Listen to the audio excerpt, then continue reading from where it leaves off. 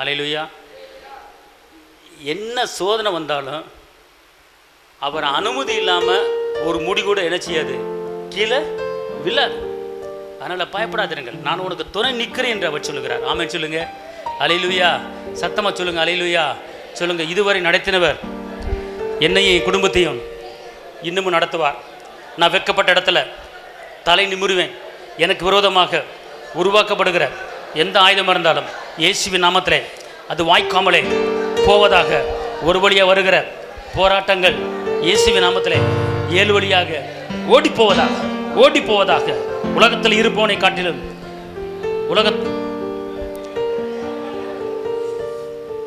அதாவது வார்த்தை அதற்ற வார்த்தைன்னு ஒன்று இருக்கு, என்ன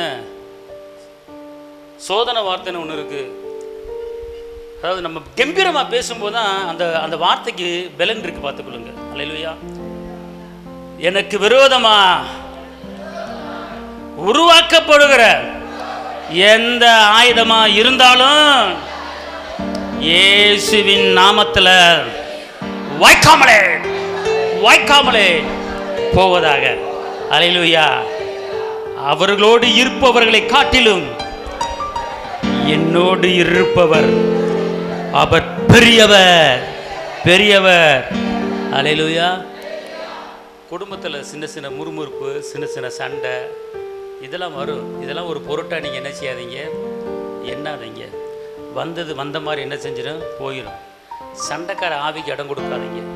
முறுமுறுப்பு ஆவிக்கு என்ன செய்யாதீங்க, இடம் கொடுக்காதீங்க. கர்த்தர் பெரிய காரியங்களே செய்வார்.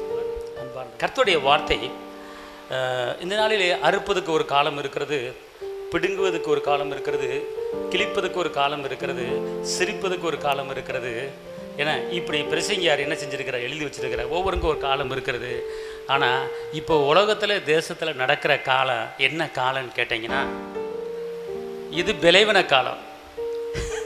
என்ன காலம் இது? போராட்டமான காலம். என்ன காலம் இது? துக்கமான ஒரு காலம்.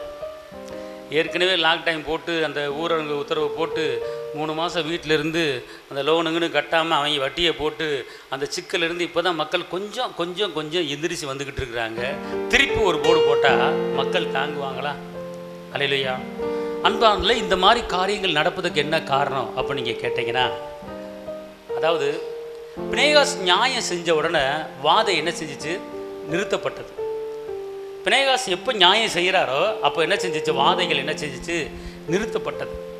அப்போ ஏன் வாதை நிறுத்தப்படலை, ஏன் விளைவினை நிறுத்தப்படலை, ஏன் போராட்டம் நிறுத்தப்படலை, ஏன் துக்கம் நிறுத்தப்படலை, ஏன் தரித்திரம் நிறுத்தப்படலை, ஏன் நிறுத்தப்படாமல் இன்னும் தொன்று வந்து கொண்டு இருக்குதுன்னு கேட்டால், உலகத்தில் தேசத்தில் நியாயம் இல்லை, அன்பு இல்லை, சமாதானம் இல்லை, நன்மை இல்லை. இதைத்தான் கர்த்தர் விரும்புகிறார்.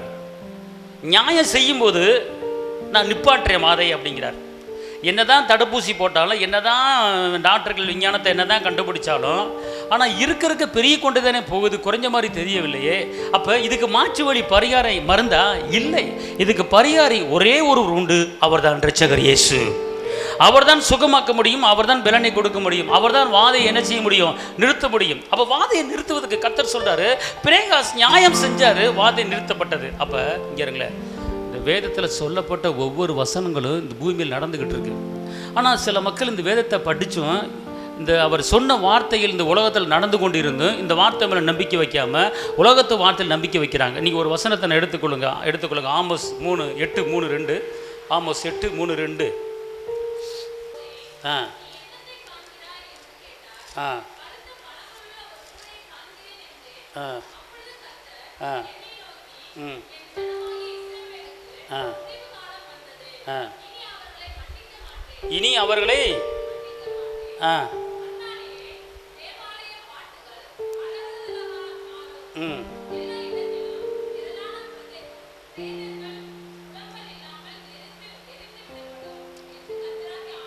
இங்கே பாருங்க, இது ஆமோஸ் தீர்க்கதரிசி இயேசு பிறக்கிறதுக்கு முன்னால் எத்தனையோ 1000 ஆண்டுகளுக்கு முன்பாகவே இது எழுதப்பட்டிருக்கிறது. இப்போ இந்த வசனத்தின்படி நேற்று டெல்லியில் நடந்திருக்கு. என்னன்னு கேட்டிங்கன்னா, பிரேதங்களை என்ன செஞ்சுருக்கிறாங்க, கொத்து கொத்தாக போட்டு என்ன செஞ்சுருக்கிறாங்க, எரிச்சிருக்கிறாங்க. தனித்தனியாக அடக்கம் பண்ணாமல், தனித்தனியாக எரிக்காமல் முழுவதுமாக என்ன செஞ்சுருக்கிறாங்க, எரிச்சிருக்கிறாங்க. சத்தீஸ்கரில் எரிச்சிருக்கிறாங்க, மகாராஷ்டிராவில் எரிச்சிருக்கிறாங்க. அப்போ பிரேதங்களை என்ன செய்து எரிக்கப்படுகிறது. அப்போ இங்கே வசனம் சொல்லுகிறது, இங்கே என்ன சொல்லப்படுது பாருங்க, எப்படி சொல்லப்பட்டிருக்கு. அந்நாளிலே தேவாலய பாட்டுக்கள் அலறலாக மாறும். தேவாலயத்தில் என்ன செய்யும், பாட்டுக்கள் நிறுத்தப்படும். பாட்டு எப்படி இருக்குமா, அலறலாக இருக்குமா, ஒரு பயமாக இருக்குமா. நாளைக்கு என்ன நடக்க போகுது, நாளை கழிச்சு நடக்க போகுது, எப்படி இருக்க போகிறோம், என்ன செய்ய போகிறோம், அடுத்து ஆராதனை நடக்குமா நடக்காது அப்படிங்கிற கேள்விக்குறியில் அந்த உற்சாகமான அந்த ஆராதனை இல்லாமல் அலறலோடு பயத்தோடு ஆராதிக்கிற ஒரு சூழ்நிலை உருவாகும் என்று அவர் சொல்லுகிறார். அது மாத்திரமல்ல, இங்கே இருங்க, திரளான பிரேதங்கள் எப்படி போட்டிருக்கு, எரிந்து விடப்படும். அதாவது பிரேதங்கள் அநேகர் என்ன செய்வாங்களாம், தூக்கி எரிவாங்களாம், எரிவாங்களாம். அப்படிப்பட்ட ஒரு சூழ்நிலை தான் இந்த நாட்களில் என்ன செஞ்சுக்கிட்டு இருக்கு, நடந்துகிட்டு இருக்கு. பார்த்துக்கொள்ளுங்க. அதே ஆமோஸ் 8:10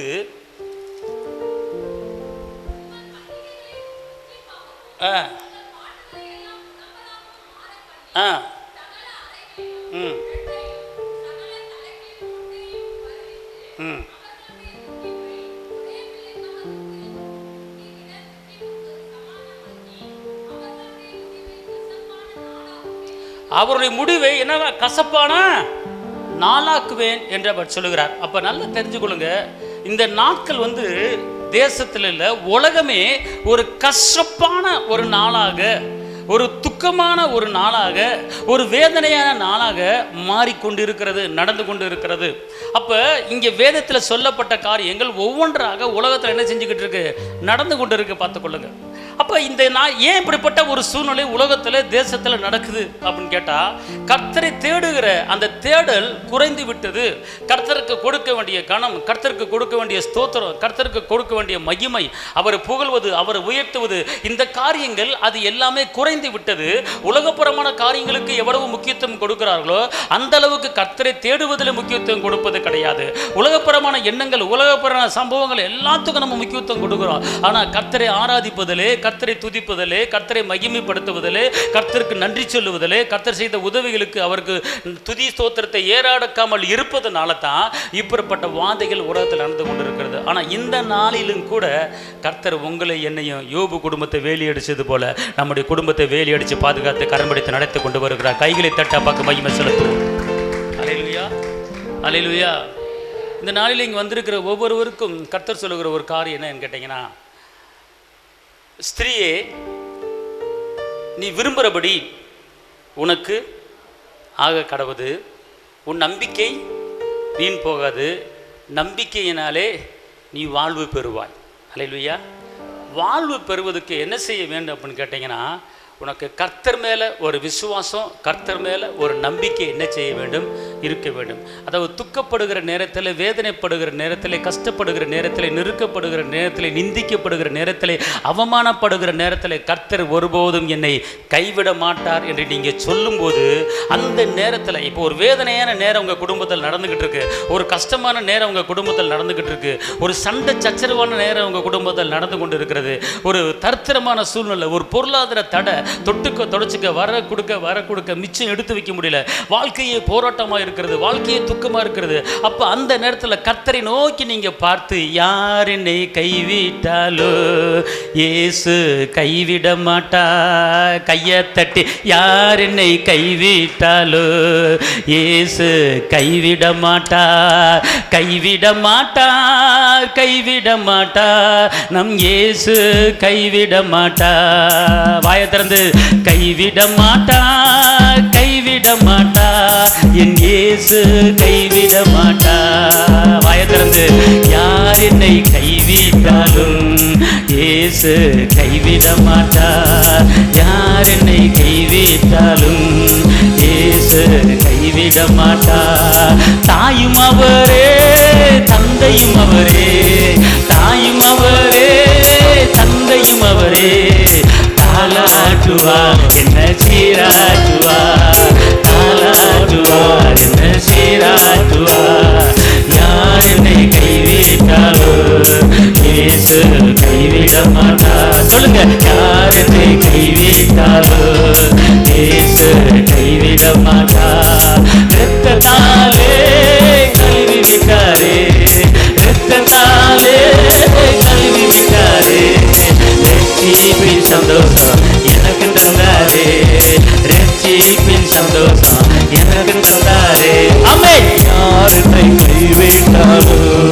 இயேசு கைவிட மாட்டார். யார் என்னை கைவிட்டாலும் இயேசு கைவிட மாட்டார். வேதனை துன்பம் இருக்கும் போதெல்லாம், வேதனை துன்பம் இருக்கும் போதெல்லாம் வேண்டிடுவேனே என்னை காத்திடுவாரே. சொல்லுங்க, வேண்டிடுவேனே என்னை காத்திடுவாரே. யார் என்னை கைவிட்டாலும் இயேசு கைவிட மாட்டார். யார் என்னை கைவிட்டாலும் இயேசு கைவிட மாட்டார். வேதனையான நேரங்களிலே, இக்கட்டான நேரங்களிலே நீங்கள் வேதனை பெரிதாக பார்க்க வேண்டாம், நெருக்கத்தை பெரிதாக பார்க்க வேண்டாம், கஷ்டத்தை பெரிதாக பார்க்க வேண்டாம், பலவீனத்தை பெரிதாக பார்க்க வேண்டாம். மாறாக அந்த இக்கட்டான நேரத்தில் இப்படிப்பட்ட பாடலை நீங்கள் என்ன செய்ய வேண்டும்? பாட வேண்டும். இந்த பாடலை பாடி முடிக்கிற வேளையிலே உங்களுக்கு ஒரு வழி திறக்கப்படும். அல்லேலூயா சொல்லுங்க. அல்லேலூயா. எங்க இது யாருக்கோ சொல்றேன் அப்படி நீங்க நினைக்காதீங்க, எனக்கு சொல்றாரு. எங்க சொல்லுங்க, எனக்கு சொல்றாரு. அல்லேலூயா. உங்களுக்கு வேதனை இல்லைன்னு நினைக்கிறீங்களா? நெருக்கம் இல்லைன்னு நினைக்கிறீங்களா? பொருளாதார தடை இல்லைன்னு நினைக்கிறீங்களா? இருக்கா இல்லையா? ஒரு கைவிடப்பட்ட சூழ்நிலை இருக்கா இல்லையா? ஒரு ஆள்கிட்ட நீங்கள் நம்பி இருக்கிறீங்க, கைவிட்டார், இல்லைன்ட்டார். அப்போ என்ன செய்வீங்க? கைவிடப்பட்ட சூழ்நிலை வந்துருச்சுன்னு அர்த்தம். அப்போ அந்த நேரத்தில் தான் இயேசுவை நோக்கி நீங்கள் பார்க்கணும். அவரை நோக்கி பார்த்த முகங்கள், அவரை நோக்கி பார்த்த முகங்கள் சொல்லுங்க. நான் அவரை நோக்கி பார்த்து, அதாவதுங்க, நான் அவரை நோக்கி பார்த்து. எங்கள் வீட்டில் ஒரு சில வீடுகளில் நான் வெளியே இருந்து கேட்டிருக்கிறேன். வீட்டுக்குள்ளே சின்ன சின்ன முறுமுறுப்பு வரும். இதில் வந்து ஜென்ஸு சவுண்டை காட்டிலும் அக்கா சவுண்டை ரொம்ப சவுண்டாக வெளியே கேட்கும். ரோட்டில் தெருவில் கேட்கும். பார்த்துக்களுக்கு உன்னை பற்றி எனக்கு தெரியாதா அப்படின்னு கேட்கும். அந்த சவுண்டு பெருசாக வந்து ஒரு பிரயோஜனம் கிடையாது. அது உங்களுக்கு அவமானத்தை கொண்டு வரும். ஆனால் கர்த்தருடைய வார்த்தையை சொல்லும்போது நீங்கள் நல்லா சவுண்டாக சொல்லி பாருங்கள், உங்களுக்கு வெற்றியை கொண்டு வரும். ஆமென் சொல்லுங்க. அல்லேலூயா. என்னை யார் கைவிட்டாலும் என்னை அழைச்சவர் கைவிட மாட்டார். காரணம், அவர் இரத்தத்தால் கழுவப்பட்டு ரட்சிப்பின் சந்தோஷத்தை அவர் எனக்கு கொடுத்திருக்கிறார். ஆமென். அல்லேலூயா. அல்லேலூயா. சொல்லுங்க, தாயின் கருவலை தெரிந்து கொண்டவர் என்னை கைவிட மாட்டார். தாயின் கருவலை தெரிந்து கொண்டவர் என்னை கைவிட மாட்டார். அவர் ஒருபோதும் என்னை வெட்கப்படுத்த விட மாட்டார். என்னை தலைநிமிர பண்ணுவார். ஆமென். அல்லேலூயா. இந்த தேசங்களில் நடக்கிற ஒவ்வொரு காரியங்களையும் நாம் பார்க்கும்போது நம்மளுக்கு வேதனை அளிக்கிறது. அன்பார்ந்தவர்களே, இன்றைக்கி நீங்கள் நல்லா இருக்கிறோம், நமக்கு ஒரு பாதுகாப்பு இருக்குது, நமக்கு ஒரு சுகம் இருக்குது, நம்ம ஏதோ சாப்பிடுவதற்கு கர்த்தர் ஒரு வழியை உருவாக்கி கொடுத்துருக்கிறார். வட மாநிலங்களை பார்த்தீங்கன்னா எவ்வளவோ போராட்டத்தின் மத்தியில் தான் மக்கள் வாழ்ந்து கொண்டு இருக்கிறாங்க. பார்த்துக்கொள்ளுங்க. ஊழியம் செய்கிறவர்கள், கர்த்தருடைய பணியை செய்கிறவர்கள் எல்லாரும் மடிந்து கொண்டு இருக்கிறாங்க. ஆனால் இன்றைக்கி உங்களை என்னையும் கர்த்தர் பாதுகாத்துருக்கிறாருன்னா அவருடைய கிருபை தான். ஆனால் அவர் சொல்கிறாரு, நான் இன்னும் உன்னை பாதுகாத்து உன்னை கரம் பிடிச்சு நினைச்சுவேன், உன்னை நடத்துவேன். அல்லேலூயா. அதுக்கு தான் பார்த்துக்கொள்ளுங்க, கர்த்தரை தேடுங்கள், அப்பொழுது பிழைப்பீர்கள். அப்போ ஆமோஸ் தீர்க்கதரிசி சொல்கிறாரு, உங்களுக்கு பிழைக்க வழியில்லை என்று கதறி கொண்டு இருக்கிறீங்களா?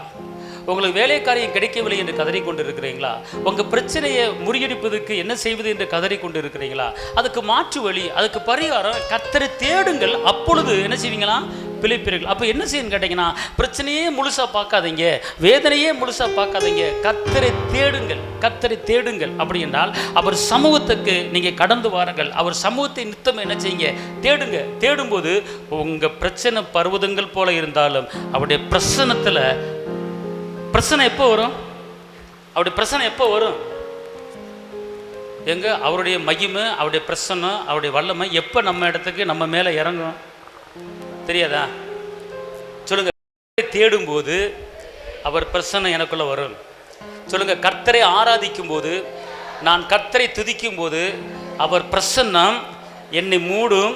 அந்த மூடுகிற வேளையிலே மலை போல் இருக்கிற பிரச்சனை, அந்த பிரச்சனை அது உருக வைக்கும். சொல்லுங்க. என் மலை போல இருக்கிற பிரச்சனை, சொல்லுங்க, நல்லா சொல்லுங்க, மலை போல இருக்கிற பிரச்சனை, மலை போல இருக்கிற பிரச்சனை அவருடைய பிரசன்னத்தால அது மெழுகு போல உருகி ஓடுமியா. மாரிகா பாத்தா ஷப்புரா கலரா தூணா கத்தா டூலா. அல்லேலூயா.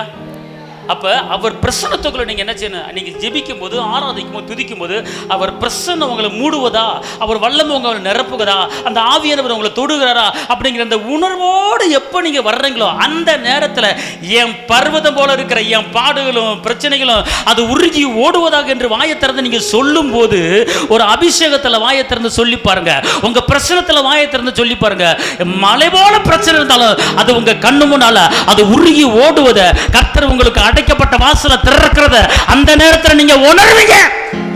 அதுக்கு தான் அவரை தேடணும், தேடணும், தேடணும், அவரை ஆராதிக்கணும். அல்லேலூயா. வேத வசனம் சொல்லுகிறது, ரோமர் 1:21, அவர்கள் தேவனை அறிந்தும், அவர்கள் தேவனை அறிந்தும், அப்புறம் என்ன போட்டிருக்கு?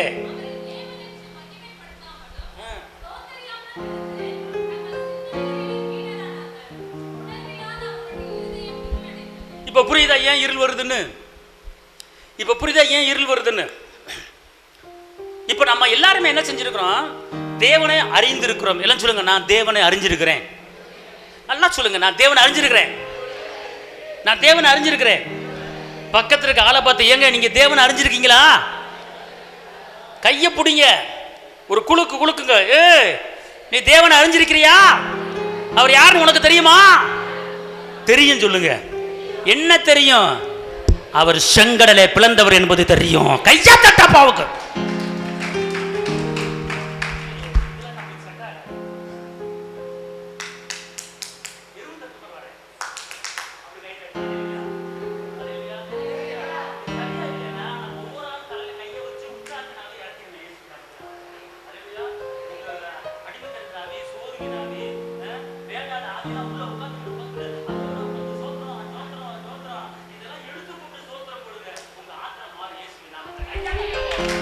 அல்லேலூயா. கையை தட்டுறதுல பிசாசு ஓடணும் ஐயா. அல்லேலூயா. கையை தட்டும்போது பிசாசு உங்களை விட்டு ஓடணும். அல்லேலூயா, அல்லேலூயா, அல்லேலூயா. ஆமென். நீங்க வீட்டில் இருந்து போ போ போ அப்படின்னு சொன்னாலும் வா வா வா அப்படின்னு சொல்லணும். அந்த அளவுக்கு உற்சாகமா நீங்க நினைச்சீங்க. உங்க முகத்தை பார்த்தோன்னு உங்களை வயிறால் வையக்கூடாது. ஏன்னா உங்க முகத்தில் அந்த கலை இருக்கணும். அல்லேலூயா.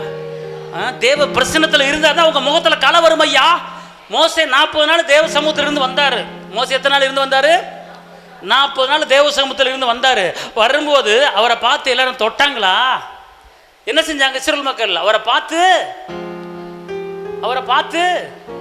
என்ன சொல்லுங்க? அவர் முகத்தில் இருக்கிற பிரசன்னத்தை பார்த்து அவர்கள் என்ன செஞ்சாங்கன்னா பயந்தாங்க. ஐயோ, இவர் சூரிய ஒளி போல ஒரு முகம் இருக்கிறது. ஐயோ, தேவ கலை அவர் முகத்தில் இருந்துச்சு. அதனால அவர்கிட்ட பேசுறதுக்கு என்ன செஞ்சாங்க? பயந்தாங்க. அதே போல உங்ககிட்ட உங்க வீட்டுக்காரெல்லாம் பேசுறதுக்கு உங்களை பார்த்து பயப்படணும் ஐயா. அப்பா ராசாத்தி வாங்க செல்லோ, உன்கிட்ட பேசுறதுக்கு பயமா இருக்கு, இனிமே நீ கஞ்சி கொடுத்தாலும் ஊறுகாய் கொடுத்தாலும் சாப்பிட்டு போறேன் தாயி அப்படின்னு உங்க முகத்தை பார்த்து உங்க வீட்டுக்காரர் சொல்ற அளவுக்கு உங்க மேல ஒரு தேவ கலை இறங்கணும். உங்க வீட்டுக்காரர் உங்களை பார்த்து வஞ்சாருன்னா உங்களோட கலை இருந்தா வைய மாட்டார், கலை இல்லை அதான் வைகிறாரு. அப்ப நீங்க புரிஞ்சுக்குங்க, இந்த ஆள் எதுக்கு நம்ம வைகிறாரு? ஆஹா, வைகிறதுக்கு காரணம் இருக்கு. நம்ம கூட தேவனுடைய கலை இல்லை, தேவ பிரசனை இல்லை, அதான் வைகிறாரு. அப்ப நீங்க புரிஞ்சுக்கணும். ஆமென் சொல்லுங்க. அப்ப மோசே தேவசமூகத்திலிருந்து வந்த உடனே யாராவது பேசுனாங்களா? யாருமே என்ன செய்யல, பேசல. அந்த அளவுக்கு தேவ பிரசன்னம் அவரிடத்துல என்ன செஞ்சுச்சு? இருந்துச்சு. ஆமென் சொல்லுங்க. அல்லேலூயா. சத்தமா சொல்லுங்க அல்லேலூயா.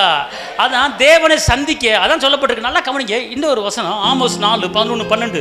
ஆமோஸ் 4 ரிபாலா கமாரா துஷபுரத். ஆ ஆ ஆ ஆ ஆ ஆ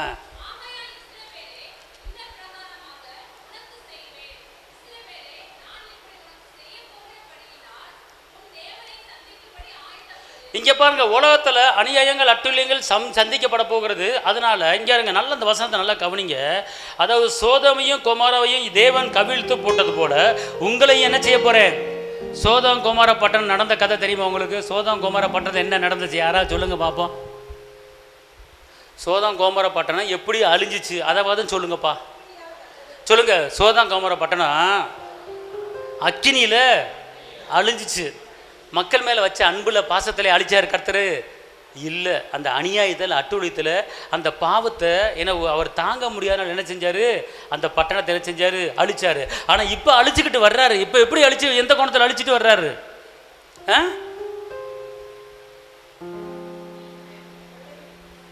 ஃபஸ்ட்டு ஒன்றில் அழிச்சார். நோவா காலத்தில் எப்படி அழிச்சார்? தண்ணியினால். அதாவது 40 நாள் மழை பெஞ்சிச்சு, வானத்து மதகளும் திறக்கப்பட்டது, பூமியின் மதகளும் திறக்கப்பட்டது.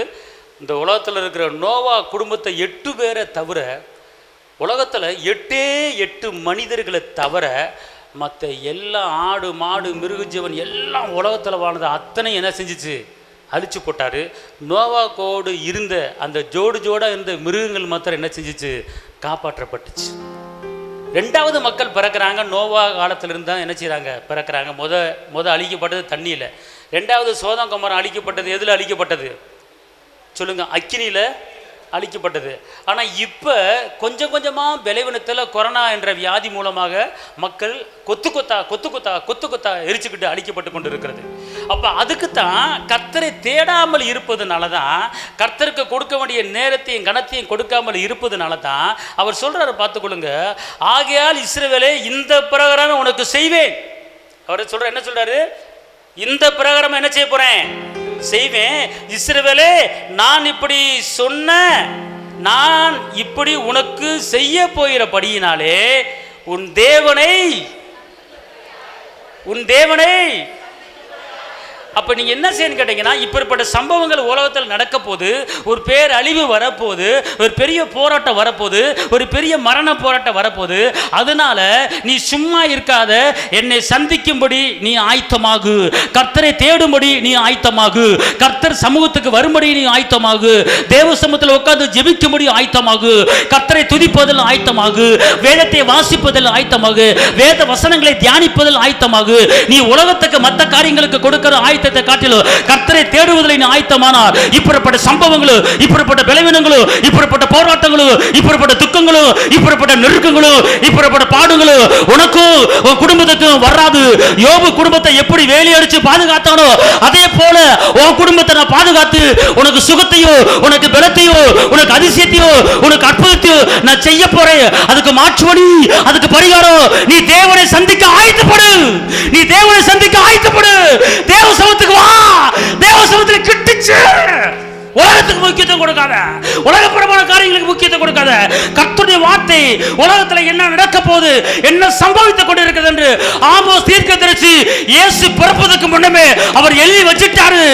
மடிவார்கள், சாவார்கள், எரிக்கப்படுவார்கள், கொத்து கொத்தா எரியப்படுவார் என்று எழுதப்பட்டிருக்கிறது.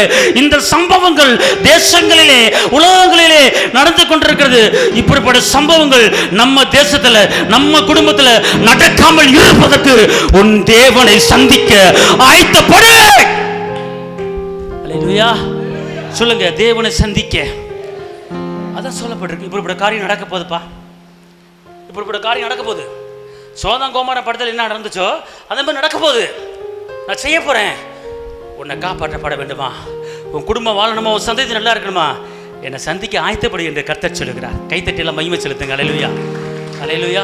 அதான் சங்கீதம் 34:10, கர்த்தரை தேடுவர்களுக்கோ ஒரு நன்மையும் குறைபடாது. அல்லேலூயா. கர்த்தரை தேடுவர்களுக்கு ஒரு நன்மை என்ன செய்யுது, குறைபடாது. சங்கீதம் 105:4, அவர் சமூகத்தை நித்தம் என்ன செய்யுங்க, தேடுங்கள். அதாவது இங்கே இருங்களேன், இந்த காலம் எப்படிப்பட்ட காலம், நீங்கள் எப்படி நடக்க வேண்டும், நீங்கள் எதை பின்பற்ற வேண்டும் என்று கேட்டால் நீங்கள் கர்த்தருடைய வார்த்தையை பின்பற்ற வேண்டும். வாசிங்க சங்கீதம் 105, சங்கீதம் 38:20 வாசிங்க. சங்கீதம் 38:20.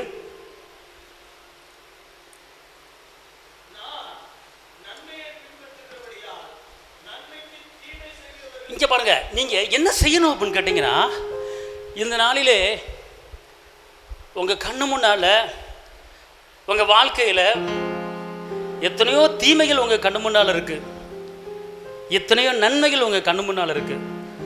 ஆனா கர்த்தர் சொல்றாரு, நீங்கள் எதை பின்பற்ற வேண்டும், எது மேல கால் வச்சு நடக்கணும் அப்படின்னு கேட்டா எல்லாம் சொல்லுங்க, நான் நன்மையை பின்பற்றி செல்வேன். எல்லாம் சொல்லுங்க, நன்மையை பின்பற்றி செல்வேன், தீமையை பின்பற்றி செல்ல மாட்டேன். அல்லேலூயா. அப்போனா நன்மை என்ன என்ன என்ன என்று பார்த்து நன்மையை பார்த்து தான் நீங்கள் போகணுமே ஒழிய தீமையை பார்த்து தீமைக்கு பின்னால் நீங்கள் என்ன செய்யக்கூடாது, போகக்கூடாது. அல்லேலூயா. இப்போ கர்த்தர் சொல்கிறாரு, இப்படிப்பட்ட சம்பவங்கள் பூமியில் நடந்துக்கிட்டு இருக்குது, நடக்க போகுது. அதனால் என்னை சந்திக்க நீ என்ன செய்யி, என்னை சந்திக்க என்ன செய்யி, ஆயத்தப்படு. பக்கத்து ஆளப்பா சொல்லுங்கள், இப்படிப்பட்ட சம்பவம் நடந்துக்கிட்டு இருக்கு, இன்னும் நடக்க போகுது. அதனாலக்கா கொஞ்சம் செல்லை நோண்டுறத, கொஞ்சம் டிவி பார்க்குறத, கொஞ்சம் ஊருக்கதை உலக கதை பேசுகிறத கொஞ்சம் அப்படி நிப்பாட்டிட்டுக்கா. கர்த்தரை தேடுவோமா, ஜெபிப்போமா, துதிப்போமா, பைபிள் வாசிப்போமா, ஆராதிப்போமா. அல்லேலூயா. இங்கே பாருங்கள், சென்னை பட்டணத்தில் 10 சகோதரிகள் 5 சகோதரிகள் ஒன்று சேர்ந்து என்ன செய்கிறாங்களா, வாட்ஸ்அப்பில் அந்த என்ன கால் சொல்லுவாங்க, கான்ஸ்டபிள் காலா, அதை போட்டுட்டு 4 பேர் 5 பேர் நினைச்சிடறாங்க, பாட்டு பாடி ஜெபிக்கிறாங்க. ஒரு ஆள் மந்தவெளியில் இருக்குது, ஒரு ஆள் தாம்பரத்தில் இருக்குது, ஒரு ஆள் பாரிஸில் இருக்குது, ஒரு ஆள் கோயம்பேடில் இருக்குது. அப்போ இவங்கெல்லாம் என்ன செய்கிறாங்க, 4-5 பேர் சேர்ந்து, நம்ம எல்லாம் ஒரு நேரத்தில் ஒன்று கூட முடியாது, ஆனால் நம்ம எல்லாம் ஒருமனப்பட்டு ஜெபிப்போம், பக்கத்துக்கு தேவன் தூரத்துக்கும் தேவன் அப்படின்னு சொல்லிட்டு என்ன செய்கிறாங்களாம், எல்லாம் இந்த கான்செப்ட் காலை போட்டு சோத்திரம் சோத்திரம் சோத்திரம் சொல்லிட்டு இந்த ஜெபத்துக்கு ஜெபிப்போம்னு ஒரு ஆள் இப்படி 5 சகோதரிகள் சேர்ந்து ஜெபிக்கிறாங்களாம். 6 சகோதரிகள் இப்படி ஒரு குரூப்பாக என்ன செய்கிறாங்க, வாட்ஸ்அப்பில் என்ன செய்கிறாங்க, ஜெபிக்கிறாங்க. கேட்குறதுக்கு மகிழ்ச்சியாக இருக்குது. ஒரு சகோதரி எனக்கு ஃபோன் பண்ணி சொன்னாங்க, உங்களுக்கு உடம்பு சரியாக போச்சா, நாங்கள் வாட்ஸ்அப்பில் குரூப்பில் உங்கள் பேரை சொல்லி ஜெபிச்சுக்கிட்டு இருக்கோம், சரியாச்சு இப்போ அப்படின்னு கேட்குறாங்க. அல்லேலூயா, அல்லேலூயா. இப்போ அப்படி நீங்கள் ஒரு 5 பேர் சேர்ந்து ஒரு வாட்ஸ்அப்பில் குரூப்பாக சேர்ந்து நீங்கள் ஜெபிச்சிங்கன்னா இந்த சபை எப்படி இருக்கும், உங்கள் குடும்பம் எப்படி இருக்கும், உங்கள் பிள்ளைங்க எப்படி இருப்பாங்க. நீங்கள் வாட்ஸ்அப்பில் பேசுகிறீங்க, என்னக்கா எப்படி இருக்குது, ஏன் சர்ச்சைக்கு வரல, எங்கே போனீங்க, ஏன் போனீங்க, உங்கள் வீட்டுக்கார் வந்தாரா, சண்டை போட்டாரா, அடிச்சாரா, மிதிச்சாரா, இந்த கதையெல்லாம் பேசுகிறீங்க. நீங்கள் வாட்ஸ்அப்பில் ஒருத்தருக்கு நீங்கள் ஜெபிச்சு பாருங்கள், வாட்ஸ்அப்பில் ஒருத்தருக்கு தேவனை மகிமைப்படுத்த பாருங்கள், வாட்ஸ்அப்பில் ஒருத்தர் வேத வசனங்களை தியானம் பண்ணி பாருங்கள். கர்த்தர் உங்கள் மேலே இறங்கி அவருடைய பிரசன்னம் உங்கள் பர்வதம் போல் இருக்கிற பிரச்சனையை உருக வைக்கும். ஆமென் சொல்லுங்கள். அல்லேலூயா. எத்தனை காரியத்தை நோண்டுறீங்க, என்னென்ன வேலை பண்ணுறீங்க, என்னென்ன காரியம் செய்றீங்க, இந்த காரியத்தை செஞ்சால் வேணான்னு இருக்குது. ஆமென். அல்லேலூயா. சத்தமாக சொல்லுங்கள். அல்லேலூயா. அதான் கர்த்தர், அதான் ஒரு வசனம் இருக்குது 2 நாளாகமம் 26:5 கர்த்தரை தேடுகிற நாட்களிலே காரியம் என்ன செஞ்சதான். 2 நாளாகமம் 26:5 கர்த்தரை தேடின நாட்களிலே காரியம் சொல்லுங்க. எப்படி போட்டிருக்க வசனம்? ஏங்க இந்த வசனத்துக்கு மதிப்பு கொடுக்கணுமா, இந்த வசனத்துக்கு கீழ்ப்படின்னு வேணுமா, எல்லாம் சொல்ல. அவர் என்ன சொல்லு, வாசிங்க பார்ப்போம்.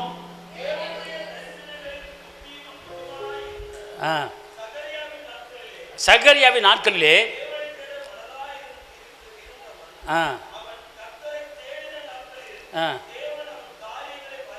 கர்த்தர் தேடின நாட்களிலே சொல்லுங்க, நான் கர்த்தரை தேடின நாட்களிலே என் காரியம் எல்லாம் வாய்த்தது. இப்போ உங்கள் காரியம் என்ன?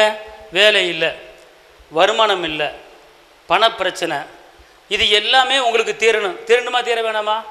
பரிபூர்ண சுகம் வேணுமா வேணாமா? அல்லேலூயா, அல்லேலூயா. அப்போ இதுக்கு என்ன செய்யணும் போட்டிருக்கு, கர்த்தரை தேடின நாட்களிலே என் காரியம் என்ன செஞ்சிச்சு. வேலை இல்லையா, காரியம் வாய்க்க போகுது. வருமானம் இல்லையா, காரியம் வாய்க்க போகுது. பண தேவைகள் சந்திக்கப்படவில்லையா, சந்திக்கப்பட போகிறது. அப்போ அதுக்கு என்ன செய்யணும் அப்படின்னு கேட்டிங்கன்னா, அவர் வசனம் சொல்லுது, கர்த்தரை தேடின நாட்களிலே எப்படி போட்டிருக்கு, காரியம் வாய்க்கப்பட. உபாகமம் 17:19-20. உபாகமம் 17:19-20. ஆ ஆ ஆ ஆ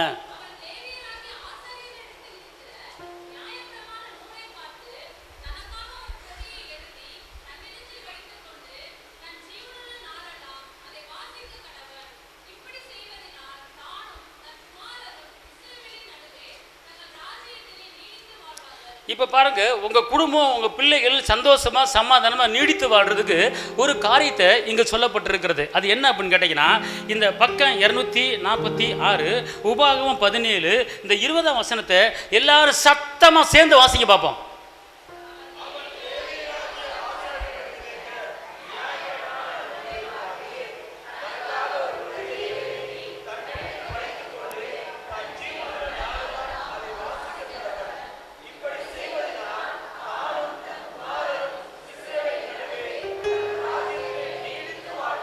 அல்லேலூயா. இந்த வசனத்துக்கு அர்த்தம் புரிஞ்சிச்சா புரியலையா? புரிஞ்சிச்சா புரியலையா? இப்போ இங்கே என்ன சொல்லப்பட்டிருக்கு?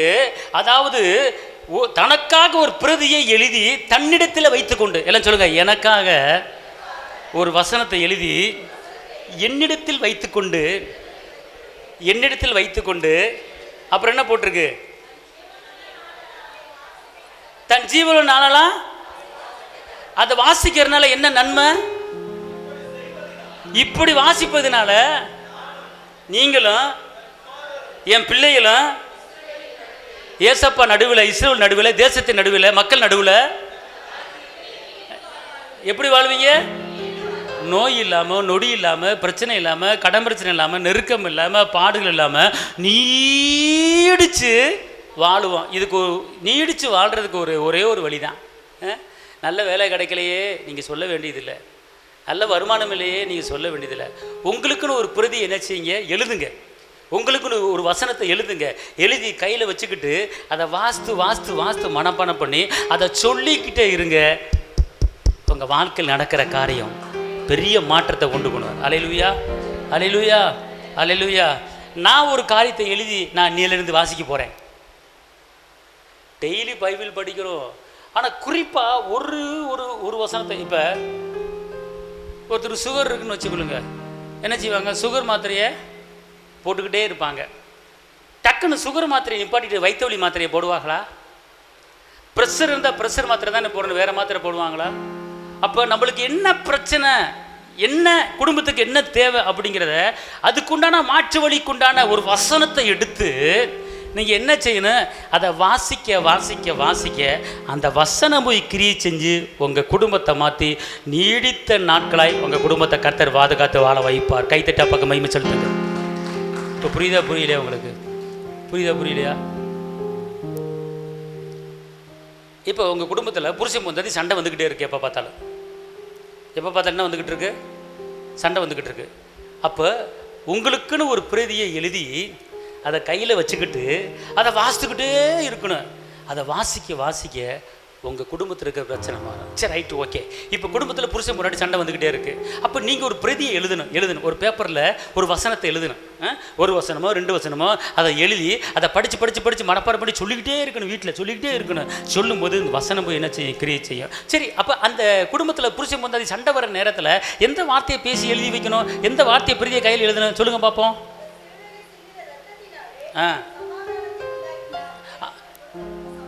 சொல்லுங்க. அவர் சிலுவையில் சிந்தின இரத்தத்தினாலே எனக்கு சமாதானம் உண்டாயிருக்கிறது. அல்லேலூயா. சமாதானக்காரர் என்னோடு இருக்கிறார். இயேசு சிலுவை இரத்தத்தாலே எனக்கு என் வீட்டுக்காரருக்கும் சமாதானத்தை இரத்தத்தை சிந்தி வாங்கி கொடுத்துட்டாரு அப்படிங்கிற ஒரு பிரதியை நீங்கள் என்ன செய்யணும்? எழுதி நீங்கள் வாசிக்கணும். உங்கள் பிள்ளை அறிவு இல்லாமல் இருக்கா? உங்கள் பிள்ளை படிக்காமல் இருக்கா? உங்கள் பிள்ளை சரியாக ஞாபக சக்தி இல்லாமல் இருக்கா? சரியாகவே படிக்க மாட்டான், இவனுக்கு புத்தி இல்லை, இந்த பாடத்தில் ஃபெயில் ஆகிட்டான் அப்படின்னு சொல்கிறீங்களா? அப்போ நீங்கள் என்ன செய்யணும்? ஒரு பிரதியை எழுதி உங்கள் பிள்ளை கையில் கொடுத்து இதை நீ வாசித்துக்கிட்டே இருமா அப்படின்னு சொல்லணும். அதுக்கு என்ன வசனம்? எந்த பிரதியை எழுதணும்? சாந்திக்கு ஒரு கையை தட்டு. உங்களில் ஒருவன் என்ன சொல்லுங்க? உங்களில் ஒருவன் ஞானத்திலே குறைவாய் இருந்தால் என்னிடத்திலே கேட்க கடவன். உங்க வசனத்தின்படி எனக்கு ஞானம் வருவதாக. அல்லேலூயா, அல்லேலூயா, அல்லேலூயா. எங்க இதெல்லாம் நீங்க செய்யறதுக்கு நான் சொல்றேங்க. இதெல்லாம் செய்யறதுக்கு நான் சொல்றேன். அல்லேலூயா. இப்போ வசனம் சொல்லி இந்த வசனத்தை திருப்பி இன்னொருக்கா படிங்க பார்ப்போம். இல்லை, இந்த 20ஆம் வசனத்தை படிங்க திருப்பி.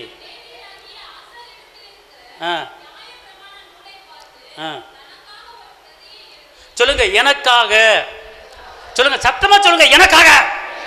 எனக்காக ஒரு வசனத்தை எழுத போறேன்.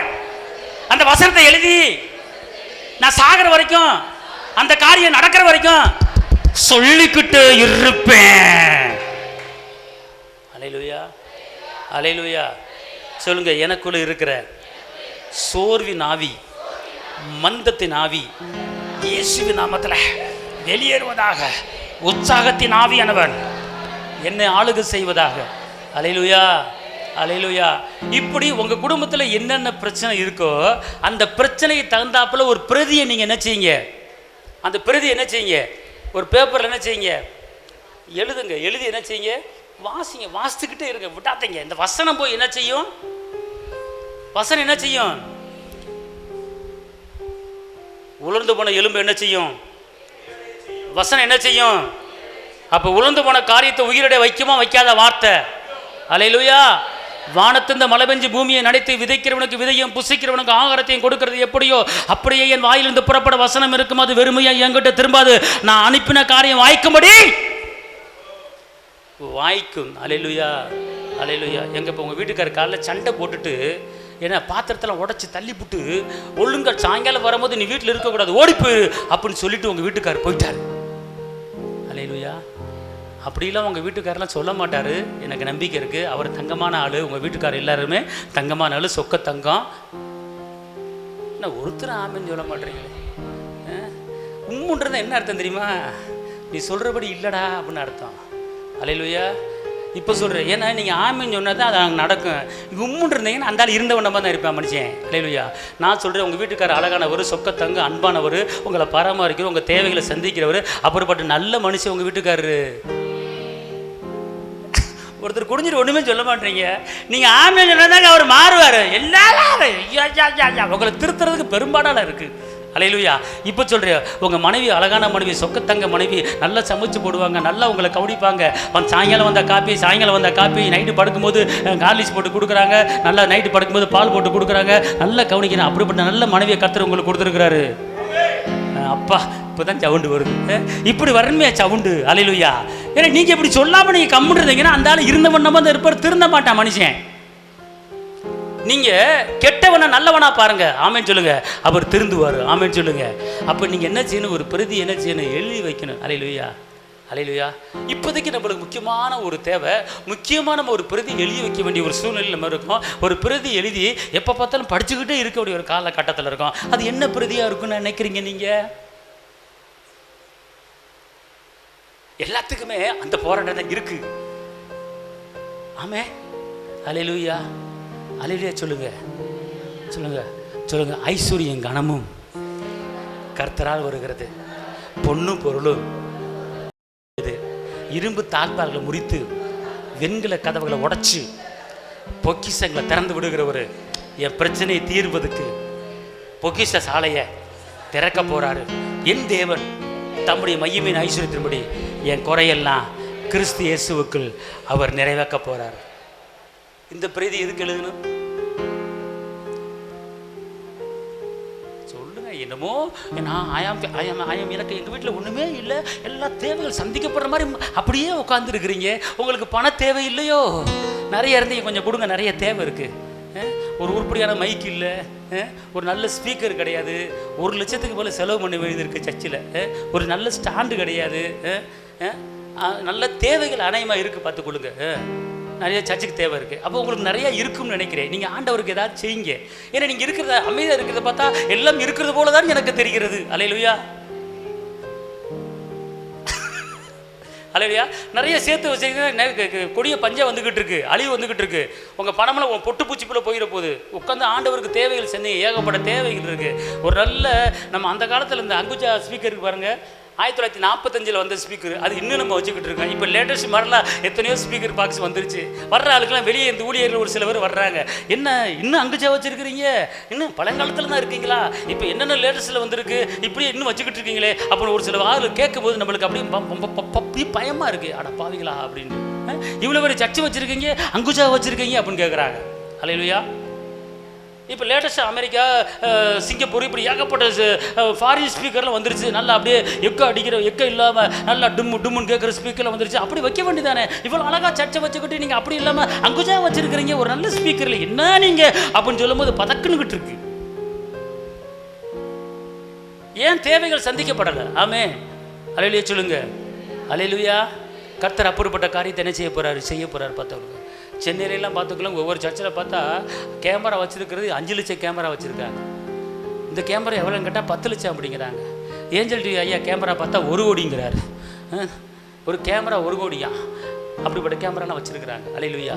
நல்லது. கர்த்தர் அவங்களை ஆசீர்வதிக்கட்டும். நான் என்ன சொல்கிறேன் அப்படின்னு கேட்டிங்கன்னா, நம்ம பிரச்சனை மாறதுக்கு நம்ம ஒவ்வொரு கைப்பிரதி என்ன செய்யணும்? எழுதி வைக்கணும். சரி, இந்த கைப்பிரதி எதுக்கு எழுதி வைக்கணும்னு சொல்கிறேன் நான்? சொல்லுங்க. பொருளாதார தடை மாறுவதற்கு. நான் எப்போதுமே பார்த்துக்கொள்ளுங்க, உங்களை வந்து அப்படியே மந்துன்னு மதன்னு வர வச்சுட்டு மதன்னு போக வைக்கிறதுக்கு எனக்கு மனசே இல்லை. நீங்கள் மதன்னு வந்தாலும் நீங்கள் போகும்போது உற்சாகமாக போக வைக்கணுங்கிறது எனக்கு ஆசை. அல்லேலூயா, அல்லேலூயா சொல்லுங்க. அல்லேலூயா. அப்போ என்ன செய்யணும்? இந்த பொருளாதார தடை மாறுறதுக்கு? ஆமென் சொல்லுங்க. பொன்னும் பொருளும் கர்த்தருடையது, அது எனக்குரியது. ஏசப்பா சிலுவையிலே இரத்தத்தை சிந்தி அவர் வாங்கி கொடுத்துட்டாரு. கலாத்தியர் 6:29 படி ஆபிரகாமின் ஆசீர்வாதங்கள் எனக்குரியது. ஆபிரகாமின் ஆசீர்வாதங்கள் எனக்குரியது. யாக்கோபின் ஆசீர்வாதங்கள் எனக்குரியது. ஆமென். அல்லேலூயா. நல்லா தெரிஞ்சுக்கொள்ளுங்க. நம்முடைய பிரச்சனைகள் மாறுவதற்கு உன் தேவனை சந்திக்க ஆயத்தப்படு. நீங்கள் 24 மணி நேரம் வேலை பார்க்கலாம், ஆனால் கர்த்தருக்குன்னு நீங்கள் ஒரு நேரத்தை ஒதுக்குங்க. ஏன்னா உங்கள் வீட்டில் காலையோ மாலையோ அவருக்கு நேரத்தை ஒதுக்கி அவரை தேவனை சந்திக்க நீங்கள் என்ன செய்யுங்க? ஆயத்தப்படுங்க.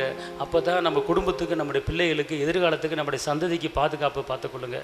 இருள் உங்கள் உள்ளத்தில் வராது. எனக்கு ஒரே போராட்டமாக இருக்குது, தூக்கமே வர மாட்டேங்குது, ஒரே கவலையாக இருக்குது அப்படின்னு நீங்கள் சொன்னீங்கன்னா நீங்கள் கர்த்தரை சரியாக துதிக்கலைன்னு அர்த்தம். ரோமர் 1:21 அப்படித்தான் சொல்லுது. அவர்கள் தேவனை அறிந்தும் தேவனை மையப்படுத்தாமல் துதிக்காமல் சோத்தரிக்காமல் சிந்தையில் வீணரானார்கள், உணர்வில்லாத இறுதி இருள் அடைந்தது. அப்போ நீங்கள் ஒரு சில பேர் சொல்கிறத நான் கேட்டிருக்கிறேன். எனக்கு ஜெபிக்க முடியல, என் மனதில் ஒரு போராட்டம் இருந்துக்கிட்டே இருக்குது, ஜெபிக்க முடியாமல் துக்கம் நெருக்கிட்டு இருக்குது. அப்போ நீங்கள் சொல்கிறீங்க. அப்போ ஏன் அப்படி சொல்கிறீங்க அப்படின்னு கேட்டால், நீங்கள் சரியாக துதிக்காமல் இருப்பதுனால தான், கர்த்தரை சரியாக ஆராதிக்காமல் இருப்பதுனால தான். அப்போ நீங்கள் கர்த்தரை துதிச்சு பாருங்கள், கர்த்தரை ஆராய்ச்சி பாருங்கள், உங்கள் இருளான காரியம் என்ன செய்யும்? விளையிடும். நீங்கள் ஒரு நாள் ரொம்ப கழுத்துக்கு கத்தி போல பல பிரச்சனையில் மாட்டிருக்கீங்களா? ஒரு நாளை ஒதுக்கி கர்த்தரை நீங்கள் மையப்படுத்துங்க. கர்த்தர் உங்களை ஆசீர்வதிப்பார். எல்லாம் எந்திரிச்சு நிற்போம். ஸ்தோத்திர ஆண்டவரே. அப்பா மை துதிக்கிறோமையா. அவர் வார்த்தையில் வல்லமை இருக்கிறது. அவர் யோசுவா 1:8 சொல்லப்பட்டிருக்கு. அவருடைய வார்த்தையை மாய விட்டு என்ன செய்யக்கூடாது? பிரியக்கூடாது. ரிபாலா தூணமலரலரபா. பல கோடி வார்த்தைகள் நான் கேட்ட போதும் இயேசுவே நீர் பேசும் ஒரு வார்த்தை போதும். பல கோடி வார்த்தைகள் நான் கேட்ட போதும் இயேசுவே நீர் பேசும் ஒரு வார்த்தை போதும். 1000 ஜீவன் உயிர் வாழுமே, 1000 ஜீவன் உயிர் வாழுமே, உம் வார்த்தையில் உண்டு அற்புதமே, உம் வார்த்தையில் உண்டு அற்புதமே. நீரின்றி வாழ்வேது இறைவா, உம் நினைவின்றி ஆய திறந்து. நீரின்றி வாழ்வேது இறைவா, உம் நினைவின்றி மகிழ்வேது தேவா.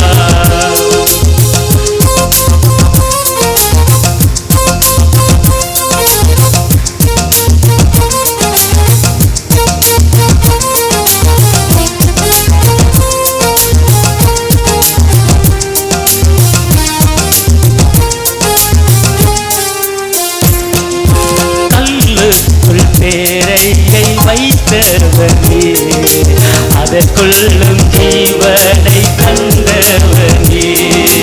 கல்லுக்குள் பேரையை வைத்தவனே, அதற்குள்ளும் ஜீவனை தந்தவனே. உமையன்றி அணுவேறு அசையாதையா, உமையன்றி அணுவேறு அசையாதையா. உன் துணையின்றி உயிர் வாழ முடியாதையா, உன் துணையின்றி உயிர் வாழ முடியாதையா. நீரின்றி வாழ்வேது இறைவா, உன் நினைவின்றி மகிழ்வேது தேவா. வாய திறந்து. நீரின்றி வாழ்வேது இறைவா, உன் நினைவின்றி மகிழ்வேது தேவா. எத்தனை நன்மைகள் செய்திருக்கிறார்.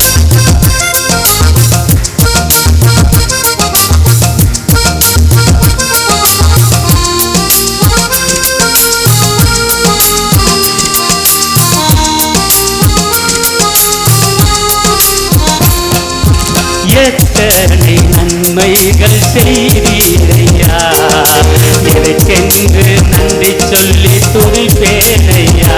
வாயை திறந்து எத்தனை நன்மைகள் செய்தீரையா, எனக்கென்று நன்றி சொல்லி துதிப்பேனையா. அத்தனையும் சொல்ல வேண்டும் என்றார், அத்தனையும் சொல்ல வேண்டும் என்றார். 1000 ஆண்டுகள் போதாதையா, 1000 ஆண்டுகள் போதாதையா. நீரின்றி வாழ்வேறு இறைவா, உன்னினின்று மயில் வேறு தேவா. தகப்பனே, எத்தனையோ வார்த்தையை நாங்கள் கேட்டிருக்கிறோம். உம்முடைய வார்த்தையில் வல்லமை இருக்கிறது, உம்முடைய வார்த்தையில் ஜீவன் இருக்கிறது. ஆண்டவரே, நாங்கள் ஒவ்வொருவரும் எங்கள் குடும்பத்துக்கு தேவையான முக்கியமான வார்த்தைகளை எழுதி அது தினமும் நாங்கள் பேசும்படி ஒரு சூழ்நிலை எங்களுக்கு உருவாக்கித்தாங்க.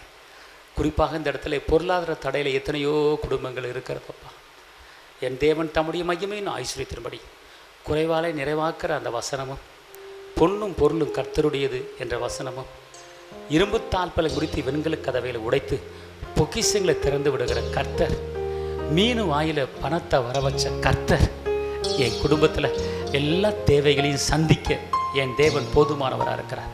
பொருளாதார தடைகள் மாறப்போகிறது, கடன் பிரச்சனைகள் மாறப்போகிறது. எல்லா இக்கட்டுகளின் நெருக்கத்தில் இருந்த கர்த்தர் எனக்கு விடுதலை கொடுக்க போகிறார். தகப்பனை இங்கே வந்திருக்கிற ஒவ்வொரு குடும்பத்தையும் நீங்கள் ஆசீர்வதிங்க தகப்பனை. ஒரு மனது உண்டாகட்டும், சமாதானம் உண்டாகட்டும். ஒரு சில குடும்பங்களில் ஒரு மனது இல்லாத அளவுக்கு ஆண்டவர் ஏதோ வாழ்கிறோம், ஏதோ இருக்கோம் அப்படிங்கிற நினப்பில் எத்தனையோ குடும்பம் ஆண்டவர் இருக்கிறாங்க. ஒரு உண்மையான ஒரு அன்பு இல்லாமல், உண்மையான சமாதானம் இல்லாமல், ஆண்டவர் ஏதோ வாழ்ந்துட்டோம், கல்யாணம் முடிச்சிட்டோம், பிள்ளையை பெற்றுட்டோம், வளர்க்கணுமே அப்படிங்கிற ஒரு நோக்கத்தில் ஒரு உண்மையான ஒரு சமாதானம் இல்லாமல், ஒரு உண்மையான அன்பு இல்லாமல் வாழ்கிற குடும்பங்கள் ஏராள ராஜா. இந்த நாளிலே ஆண்டவரே அன்பை பரிமாறிக்கொண்டு, சமானத்தை பரிமாறிக்கொண்டு ஆண்டவரே பிள்ளைகளை ஒரு மனதோடு வளர்க்கக்கூடிய ஒரு கிருபையை பெற்றோர்கள் தரும்படி நாங்கள் செபிக்கிறோம் தகப்பனே. வந்திருக்கிற ஒவ்வொருவரையும் நீங்கள் ஆசீர்வதிங்க தகப்பனே. வெட்கப்பட்ட இடத்துல தலைநிமிர பண்ணுங்க தகப்பனே. ஒரு துக்க நாட்கள் முடிந்ததன் வசனத்தின்படியாக துக்கத்தை எடுத்து போட்டு சந்தோஷத்தாங்க. கிருபை கூட இருக்கட்டும், பலப்படுத்துங்க இயேசுவின் நாமத்தில் பிதாவே.